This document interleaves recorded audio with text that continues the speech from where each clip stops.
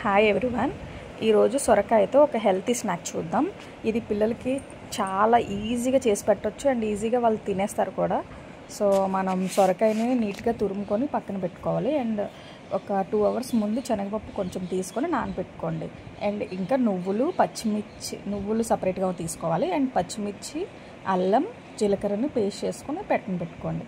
ఇంకా మనకు మెయిన్గా కావాల్సింది వరిపిండి అంటే బియ్యం పిండి 1 కప్పు తీసుకొని ఉంచుకోండి. ఇంకా సాల్ట్ అది మన టేస్ట్ తగ్గట్టుగా వేసుకుంటే సరిపోతుంది.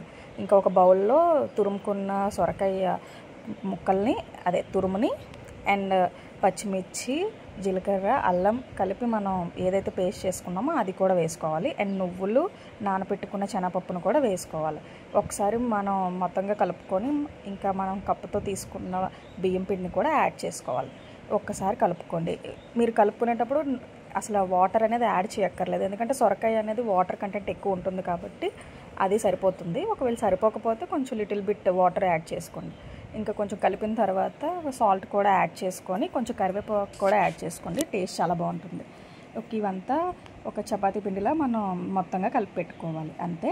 ఇంకా నేనైతే ఒక కవర్ తీసుకున్నాను. కవర్కి కొంచెం ఆయిల్ రాసి పెట్టుకొని చిన్న చిన్న ఉండలుగా చేసి అవి కవర్ పైన పెట్టి ఒత్తుకున్నాను.